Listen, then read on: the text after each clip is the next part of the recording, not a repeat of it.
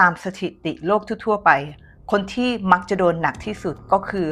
คนที่มีอายุราวๆ 30-50 ปีและผู้สูงอายุไม่ใช่เพราะว่าพวกเขาไม่ฉลาดเพราะมี3จุดที่พวกแฮกเกอร์ชอบเอามากๆ 1. กลุ่มวัยทำงานที่มีภาระเยอะลูกเยอะหนี้เยอะงานเยอะเมื่อมิจฉาชีพโทรมาบอกว่าบัญชีคุณกำลังมีปัญหาหัวสมองของพวกเขาเหล่านี้ก็จะทำงานอย่างรวดเร็ว 2. ผู้สูงอายุที่ตกเป็นเป้าอยู่ตลอดเวลาเมื่อมิจฉาชีพโทรมาบอกว่าผมโทรมาจากธนาคารนะครับก็จะเชื่อทันทีว่าเขาจะต้องพูดความจริง 3. คนทั้ง2กลุ่มนี้จะมีเงินหมุนมากเป็นพิเศษและพวกมิจฉาชีพก็สนใจมากเป็นพิเศษด้วยเช่นกันรีบเครียดขี้เกรงใจโดนหลอกง่ายมากที่สุดถ้าเจอข้อความบอกให้กด